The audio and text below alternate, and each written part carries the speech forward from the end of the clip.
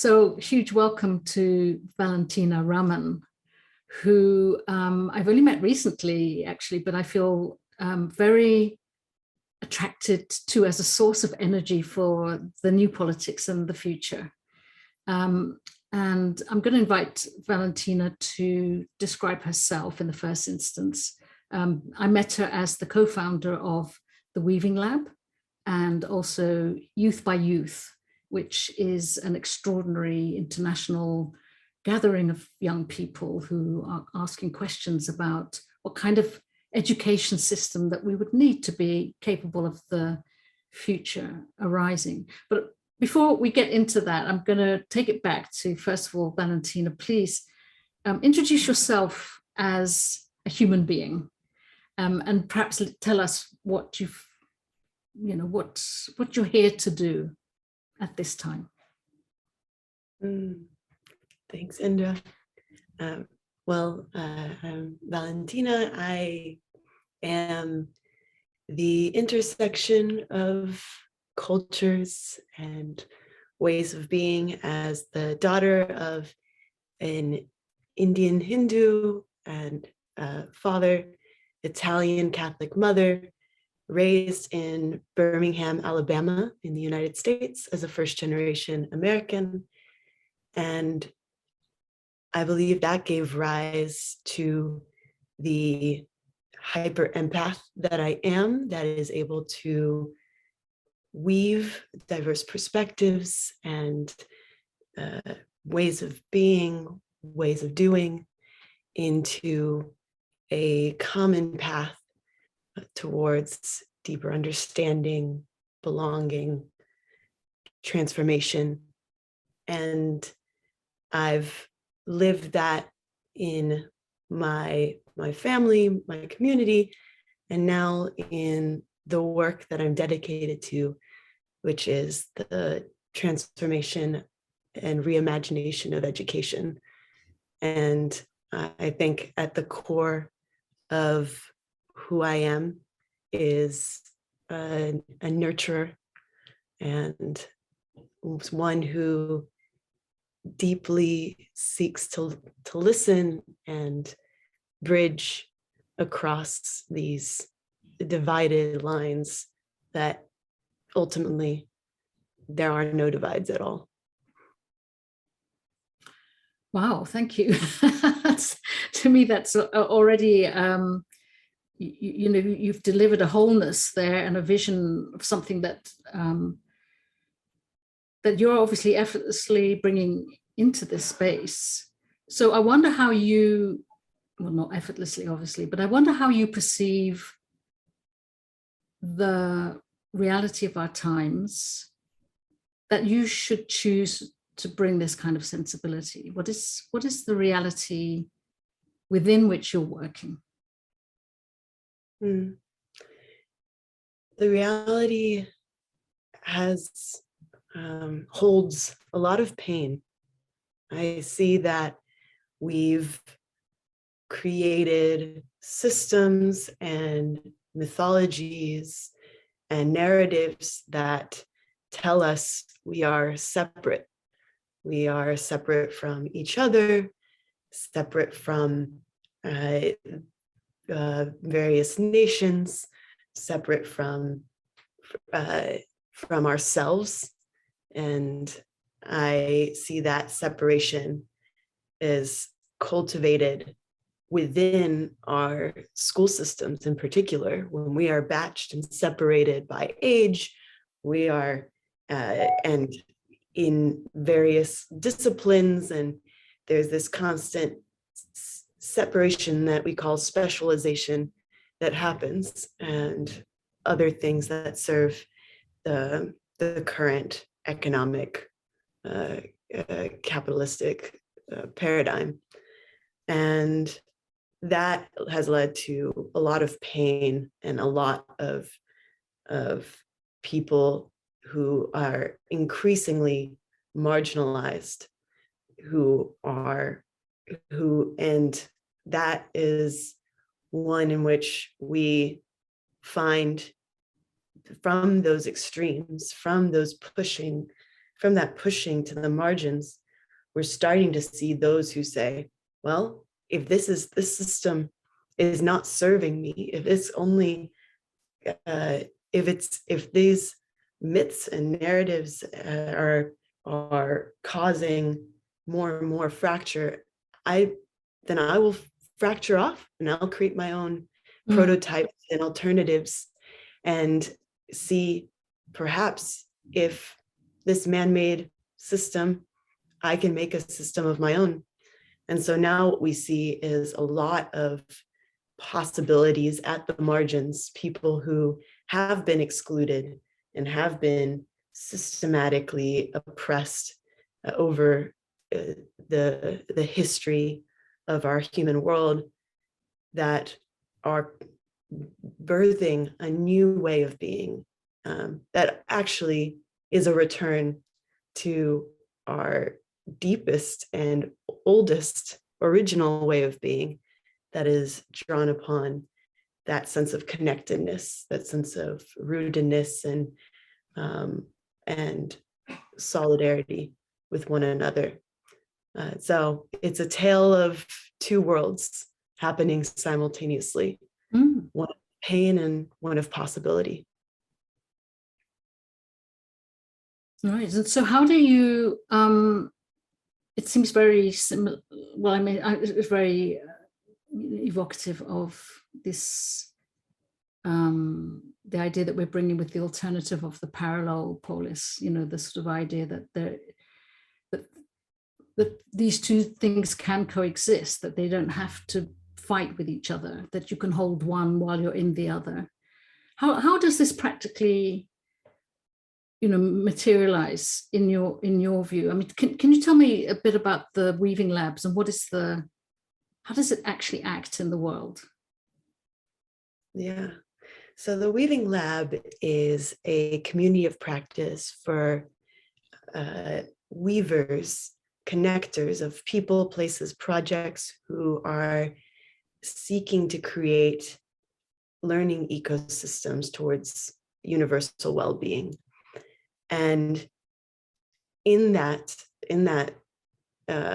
response, the Weaving Lab is a direct response to what you're mentioning as this these polar opposites existing simultaneously, of that world of pain and world of possibility in these different paradigms, that it is a recognition that in order to create a world in which all are able to thrive towards universal well-being, then we need weavers who can connect those prototypes, those centers of possibility and different alternatives that are being presented, and weave that into our existing systems in a way that still radically reimagines it. It's not piecemeal. It's not in tweaking one end here and keeping the rest of the pain body, but it does take the whole system eventually to transform in order for there not to be more and more exclusion, because the reality is these alternatives are still in many places only accessible to those with the privilege to say, I'm out. I'm not going to take part in this in these systemic failures anymore, and that takes a lot of risk, and not everyone can afford taking that risk. So a weaver is one who is working at every level, from the grassroots to government to business, education, whatever part of the ecosystem they are the ones who see the intersection of people, sectors, cultures, and do that behind the scenes, many times behind the scenes, unpaid work of bringing that circle of influencers and agents of power and transformation together. Seems very rich and a very dense practice. So do you find that the people who are in the weaving lab are, by definition, capable, they have the capacity to do that kind of weaving? And can you give me an example of where you've seen something occur that might not have occurred without this kind of deliberate weaving action? Yeah, well, I think the Weaving Lab, calls itself a community of practice, a learning community, because everyone in that community is coming there with the objective of learning how to weave. While they are advanced, we all are weaving actively 1, 2, some 5 communities towards this more thriving world. It's a continuous learning process, and I think that recognition that inner development and transformation leads to outer transformation is one of the connecting threads that makes the Weaving Lab so unique, and a space to practice and continuously practice letting go of ego in service of the ego, which is a lifelong practice, unless we have been born enlightened. And that looks like one example that I really, a weaver that's also a co-founder of the Weaving Lab, Vishal Tareja. He founded RegenA in India, which guides young people specifically from marginalized backgrounds and to find their unique path, to dream their dream, because in India, in many contexts, there is a lot of pressure from parents and from the existing system to adopt a path that is not uniquely their own or suited to their skills and strengths. And many times out of fear of not being successful, whatever that means. Though the RegenA also really helps with the healing process that comes from coming from a background in which you have been routinely discriminated or living in poverty, and the trauma that comes from that. And so this community, he has woven with others, with other young people, this community that holds and creates a space of belonging for these young people, with these young people. And what started as a small, as every nonprofit and startup many years ago starts small, has now grown into those same young people who grew up with RegenA, have created curricula, lead programs, and now they have a partnership with the New Delhi government, it's a New Delhi school district education, that they have created a well-being curriculum for one of the most populous cities of the world. Every young person and every teacher training those, or that touches those young people, are going through this well-being curriculum that RegenA has now integrated into their existing school system. And so for me, that is the long road of weaving, that it starts with this small seed of a community that is weaving with one another. And that was done through creating a space of belonging, creating art. So much of my own facilitation is inspired by Vishal's work, and then also Partners for Youth Empowerment that help to cultivate that facilitation skills within RegenA. And they use a lot of art-based facilitation for healing and youth empowerment. And so it starts with these things that a lot of people look at and they say, "Oh, that's cute. That's beautiful. It really makes me feel warm and fuzzy, but how is that transformation? And then flash forward 20 years later, and one of the largest school systems in the world is adopting that very same seed of a curriculum that was designed by young people, and before, when it was just maybe 20 people.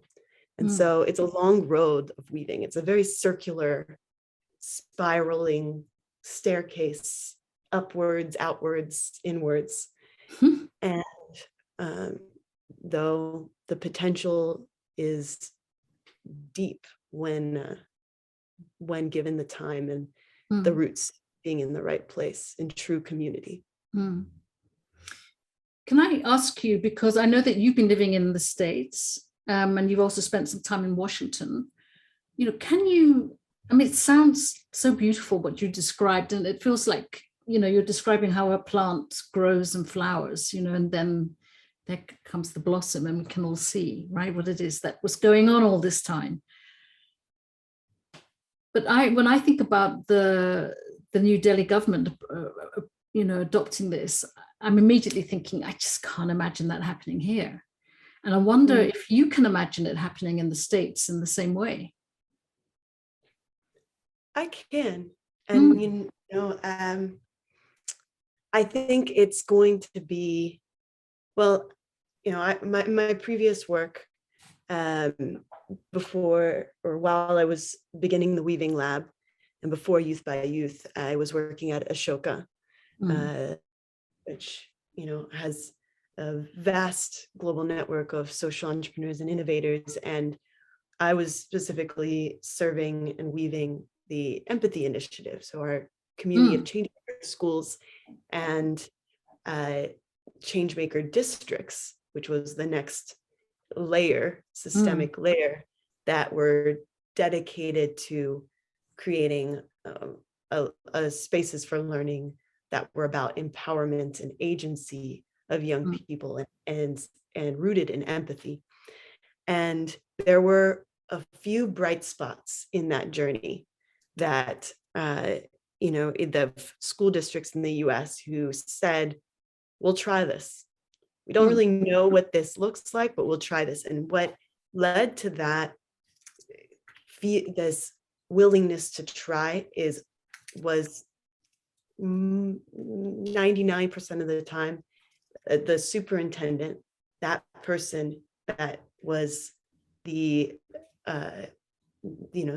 the formal head of this ecosystem, saying, I'm willing to take the risk and do something different because my young people are hurting, my teachers are leaving, whatever that pain point was, and knowing that the existing way of education was not working.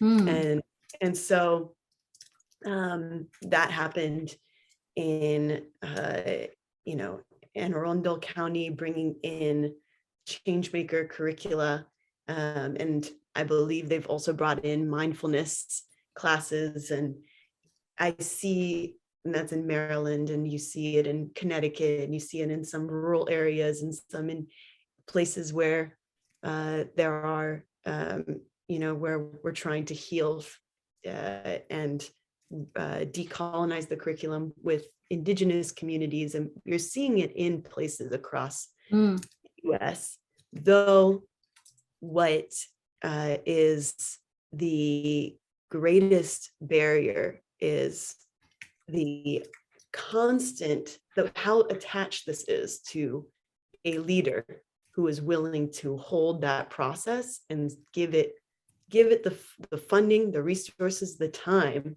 to really see it all the way through. That's one.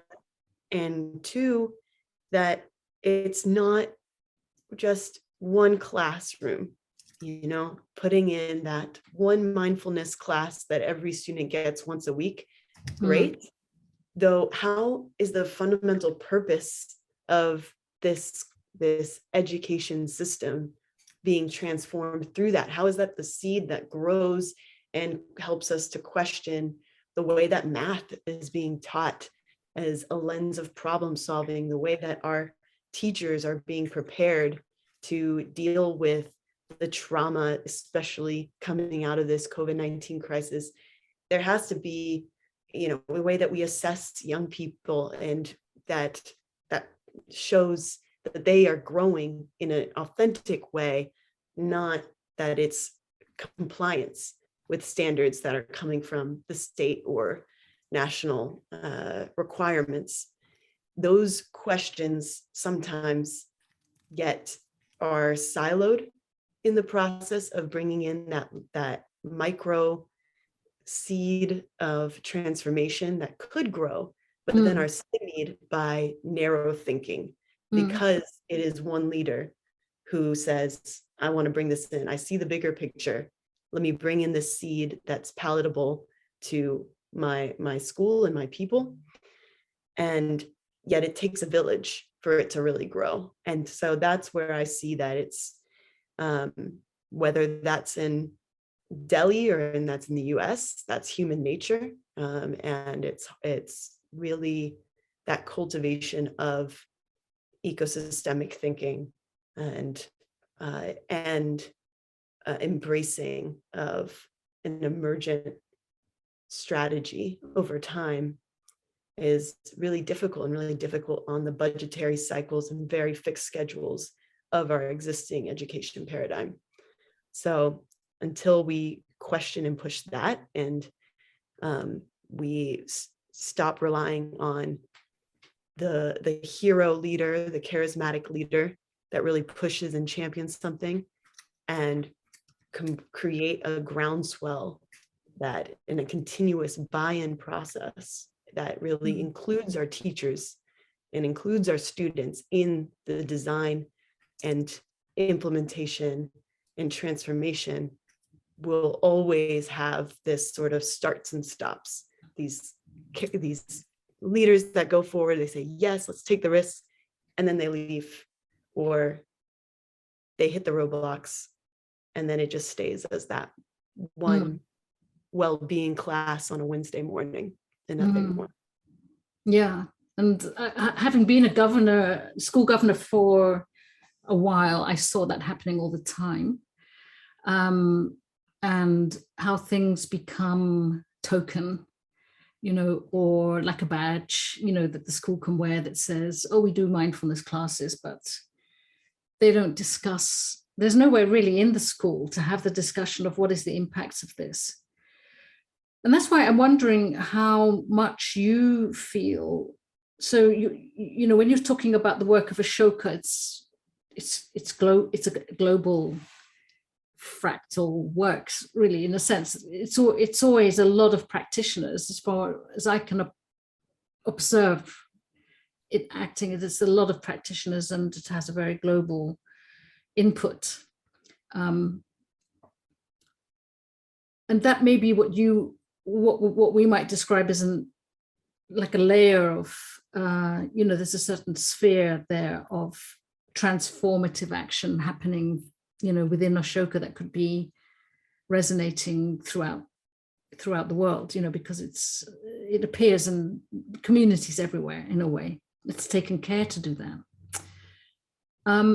But outside of that, outside of that gathering, let's say, of people who are capable, people who understand what you're describing, there's the people who you're trying to reach, the people who are not experiencing life that way, as you say, in their communities, they're feeling marginalized. So to what extent do you feel it needs to take shape in those communities as well? I mean, what is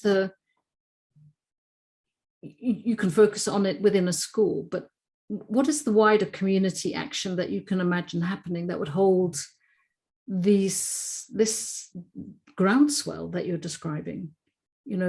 How can it, do you sense that there is community spaces, enough of them, to be able to also hold this, where families can meet this, or divided communities can meet these new ways of being together? I mean, what's your feeling about that? Oh, yes. And that's essentially what I imagine as truly, if all our cities, if all our centers of community, all our towns, villages, were learning ecosystems. Learning, we would recognize that learning happens everywhere. It's not just in a school building. A school is a formal place of gathering to learn.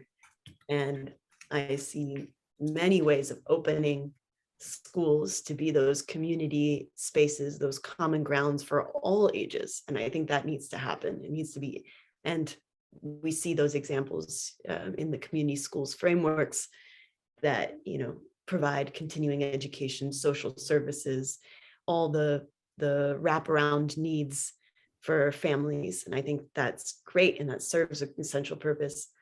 And learning happens at the museums. It happens in the parks. It happens in the doctor's offices. It happens in the laundromats. Yes. I love a initiative actually in Washington, D.C. That someone who's also currently on the State Board of Education has a startup, Alistair Chang.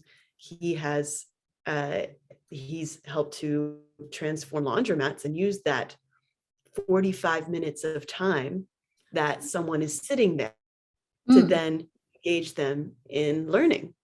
And so that is what we need to see, is that in every space that we give time, our most precious resource, that we use that time to reflect and reimagine our ways of being, our ways of doing, and recalibrate and heal these divides, and really reconnect with ourselves and one another. And so I do see it happening. I see people extending learning to wherever people are, and especially for those who don't have the privilege to give their time to an formal educational institution. That's the road to creating more common ground. And if we can, I think that's one of the reasons why we're so divided, is the loss of those common spaces. And we that bring people together across lines. We now have our commons are very polarizing. They are places, if in places that aren't increasingly secularizing, they are places of worship, or our online social media, which feeds us what we want to hear, and our families, our communities that we choose where we, for some of us, we choose where we want to live, and we can be in a bubble of insularity very quickly. So unless we really cultivate and invest in these public spaces as places of learning and gathering to dialogue with one another, a lost skill in today's world, effective dialogue and listening, not debate, then I think then that's the only way that we can really move forward, is to invest in those common grounds. It's almost like a dream scenario, isn't it? You can imagine that if you were being a futurist, or you're being sci-fi activist, or writer, that you could imagine this society that you're describing, where you get up in the morning and you feel from the word go, that there are common spaces, that there are places you can go to get nourishment, but also to meet and talk, and to generate possibilities. And I can see it and feel it in my mind, and I can feel it from you, Valentina. You sort of emanate that possibility, right? But what is your sense of what is actually taking shape now? Like, let's say in the States, how small is this movement, or how pervasive is this movement? It could be, more or less than one imagines. What is your sense of it, that this is really possible? Because when I read the news about what's happening in the States in particular. Let's just think about that. In Europe's also interestingly similar, use of the polarizing narrative, your fear actually of fascism, it's these are dominating the headlines. And then now, of course, we have war, and it's bringing up all the 20th century actually, sense of the need to defeat something and to win over, and to, all the opposite things that you and I are describing here. And yet we're also aware that the headlines of a certain kind of media has a certain kind of interest. How do you see your dream at this moment? What chance, or can you see it materializing? What? Yeah, how are you feeling about it? About the possibility of the thing that you're evoking? I see that there are pockets of possibility that have been emerging, and in any location, it's not the whole picture, and it's still in a certain pocket, and perhaps within a certain party, or within a certain age group. There's still some, this work is complex to bring all generations, all cultures, all political spectrums, and faiths and non-faiths to dialogue with one another.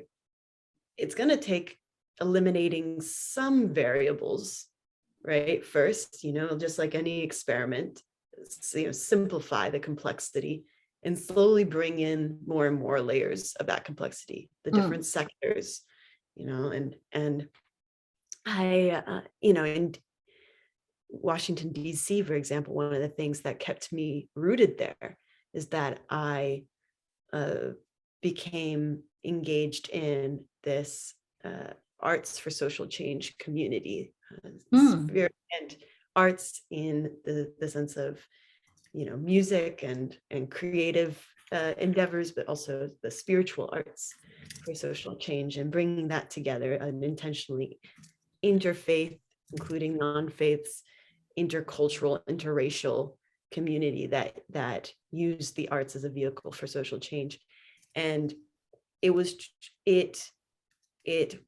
and is one of the most authentically diverse spaces that I've seen exist in an urban area that brings people from all different backgrounds, socioeconomics and races, religions, and really, and it struggled to sustain itself financially, because that's not how our existing system is set up to fund the things that will disestablish it.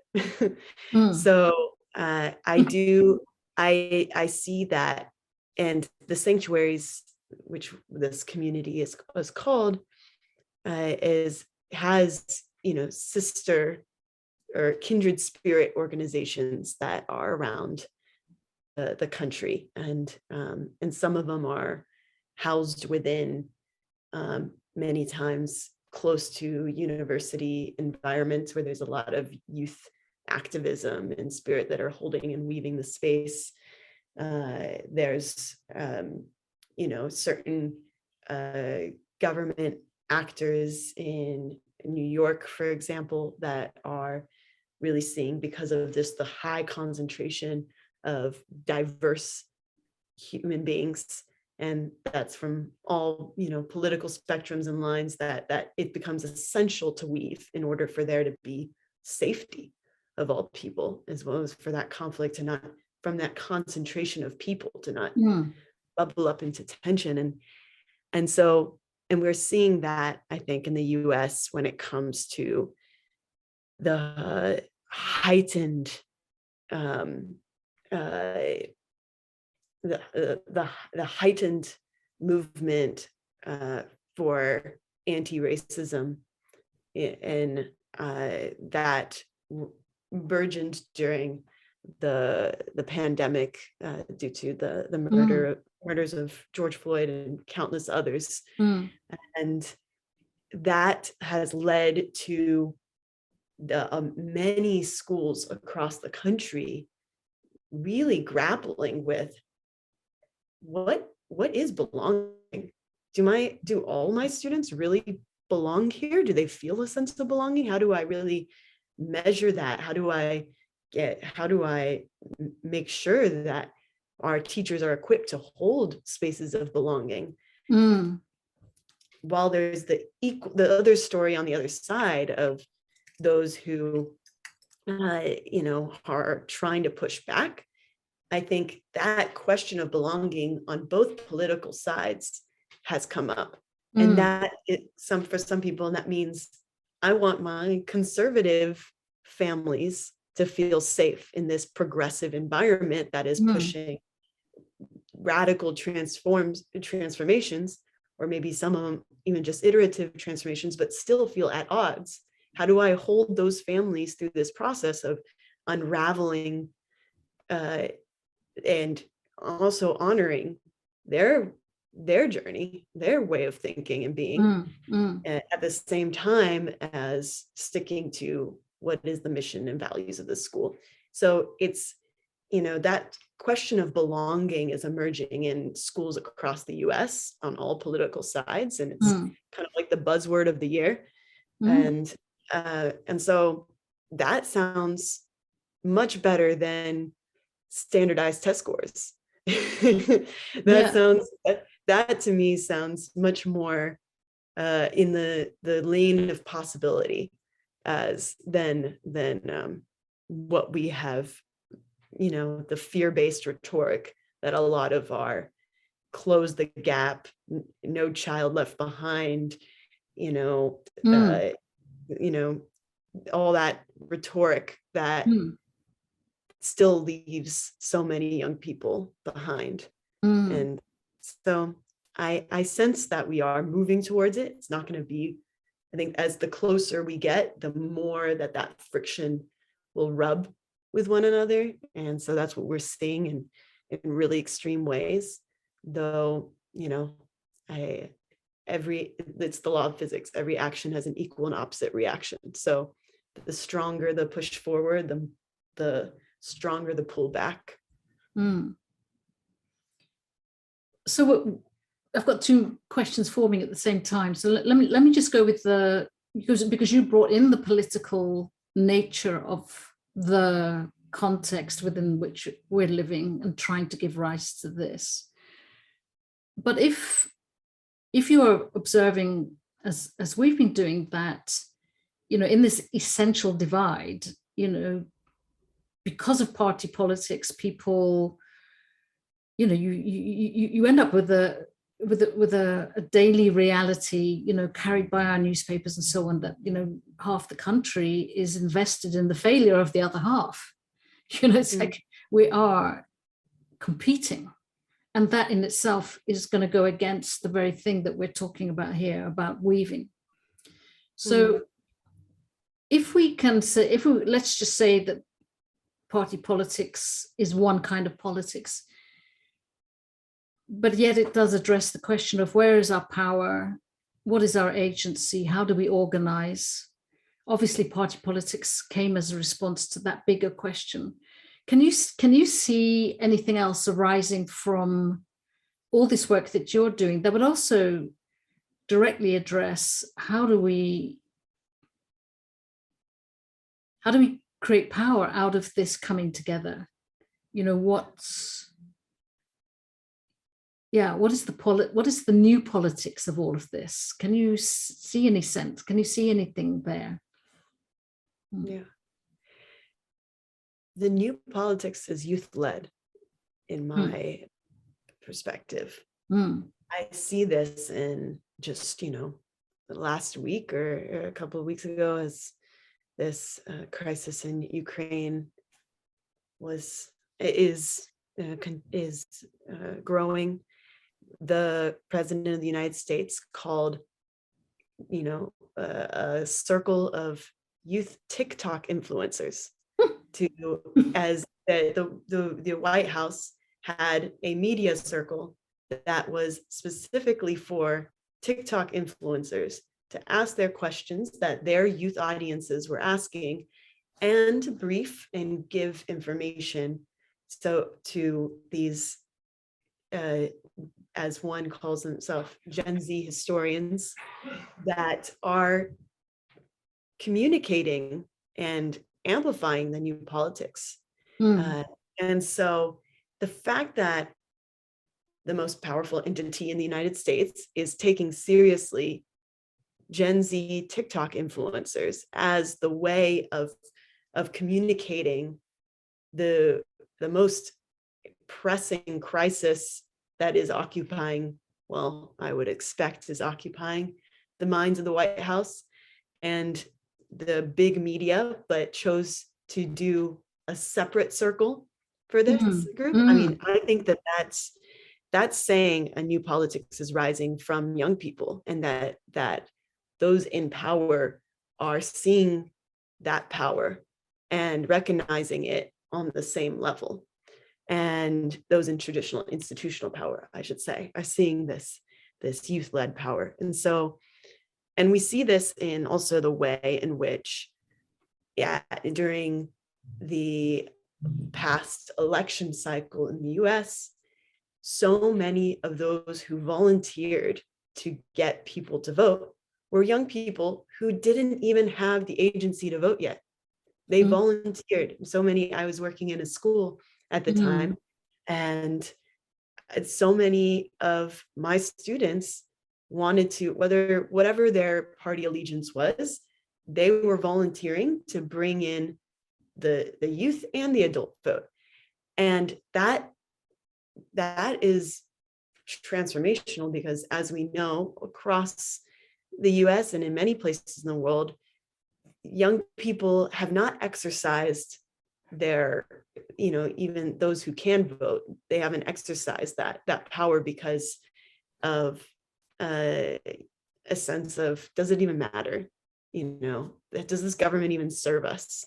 There's a real disenchantment with our existing systems, and there's a lot of reason why.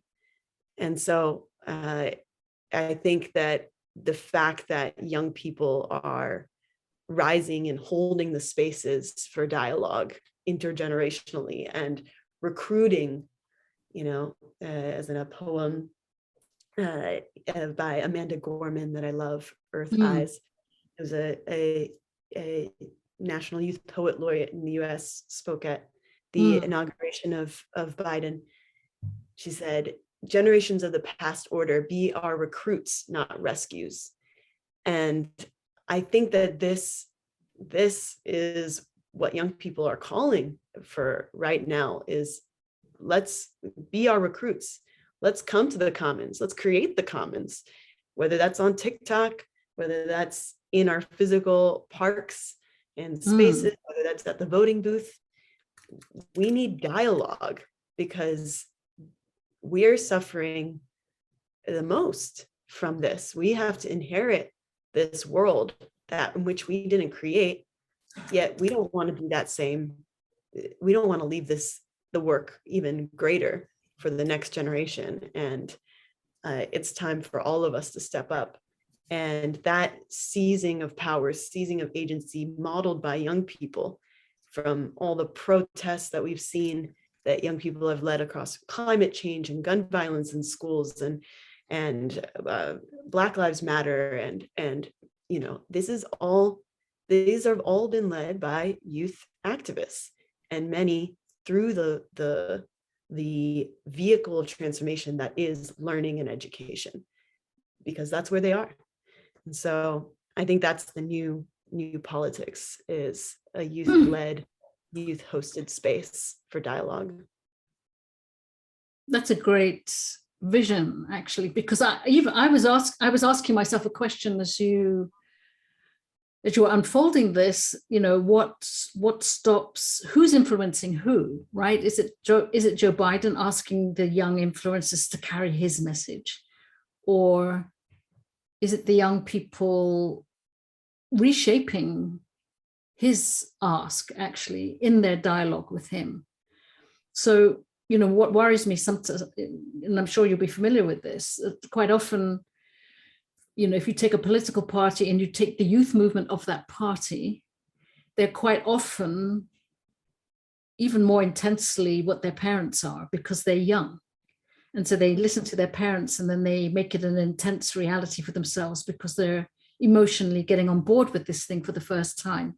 So, in the UK, young conservatives, or young liberals or young youth Labour, or, these are like, more, well, they're younger versions of their parents, right? Mm-hmm. But what you're pointing at here is something else. You're pointing at something which is a phenomenon in its own right.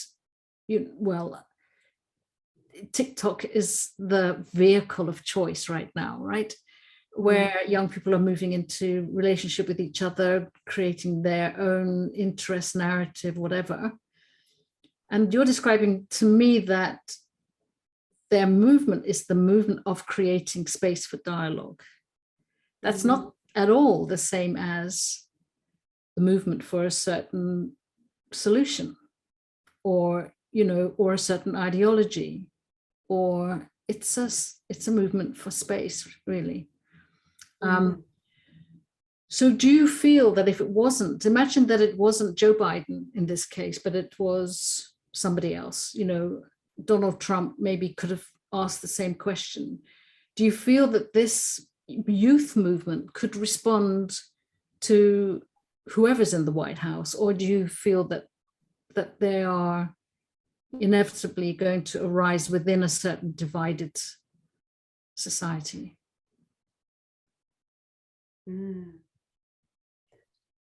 I believe that it's definitely not dependent on who is the formal leader in power, whatever is the, whatever party they ascribe to or ideology that they ascribe to. I think, as you noted and mirrored back, that young people understand plurality. Young people understand that we are no longer either or, these binaries, but things are a spectrum, like gender, right? Like race. Like it's that there's a spectrum of experience that happens, and an intersectionality of experience. And that is what, when I asked my students, what's the biggest difference between you and your parents, was that point, was that their parents believe and ascribe to binaries, and they see everything as a spectrum, as gray area.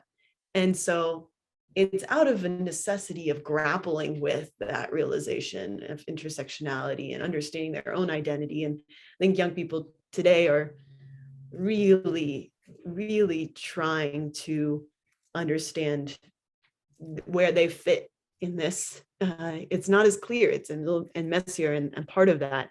So some of the the social media world is definitely not to create spaces for dialogue, but trying to affirm an identity in the midst of this complexity and gray area that there's no tools yet very popularized to navigate. And so I think we see both. And I think that we saw how that was heightened and stoked by a leader like Trump, especially when it came to some instances of school shootings.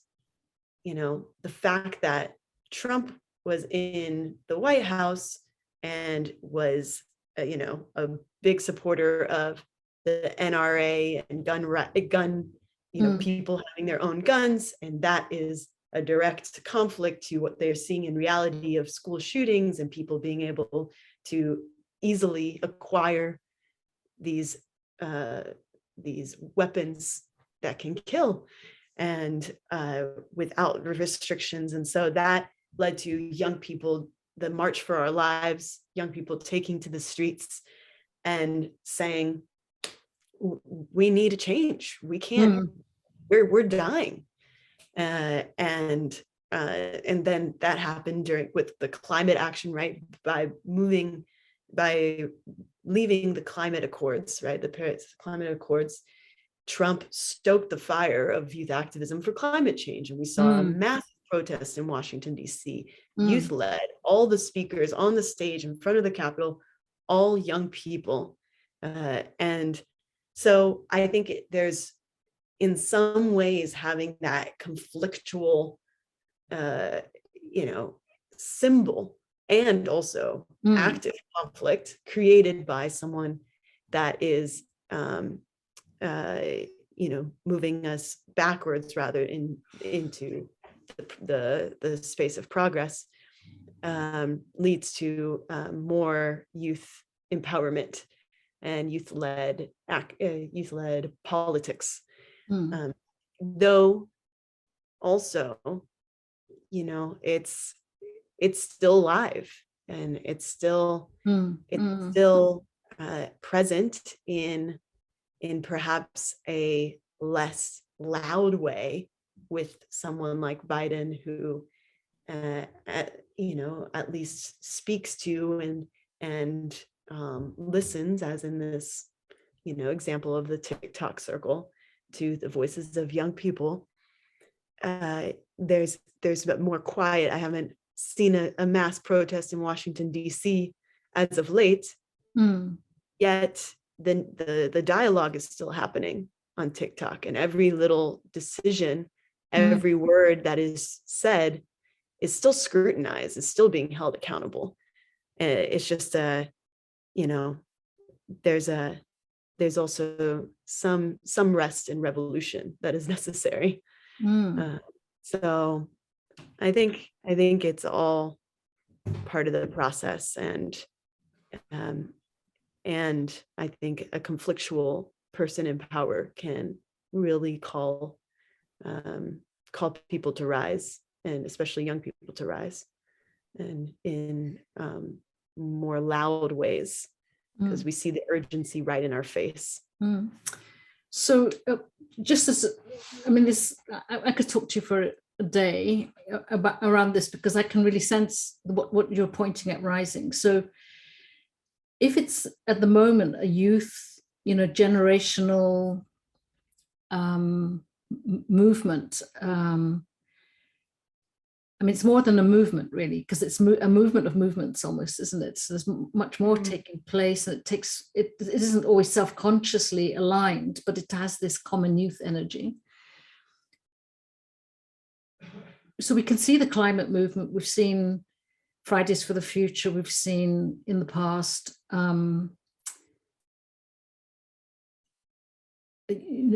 Occupied, that I wouldn't call that a youth movement, but that these are similar sort of movements that we've seen really reshape politics from the point of view of a future politics.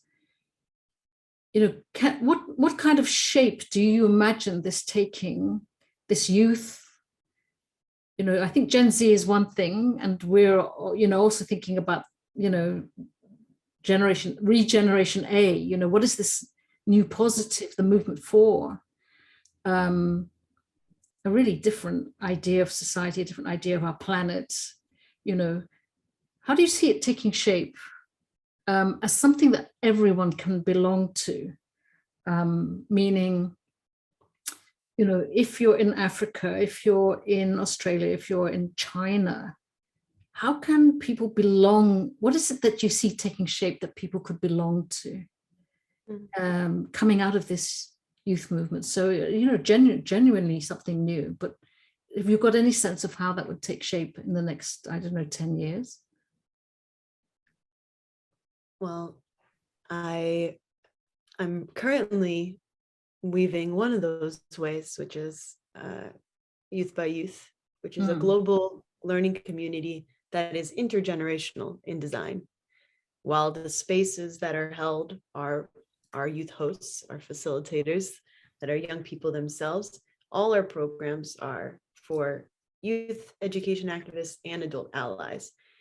And that is a community that brings together people from currently it's about 70 plus countries, majority from the global South, and with the and though this at the same time it takes, as we're talking about, the whole world, right, all the planet to be in a shared space. And this pandemic really gave rise to the virtual spaces for global solidarity. And that's how YouthXYouth was born in the midst of the pandemic, is that while young people were ready to pick up their phones, log on to Zoom, create and participate in new spaces of learning because their existing formal education structures were failing them and are continuing to fail them. The adults are also doing this. We're all on Zoom. We're on Zoom.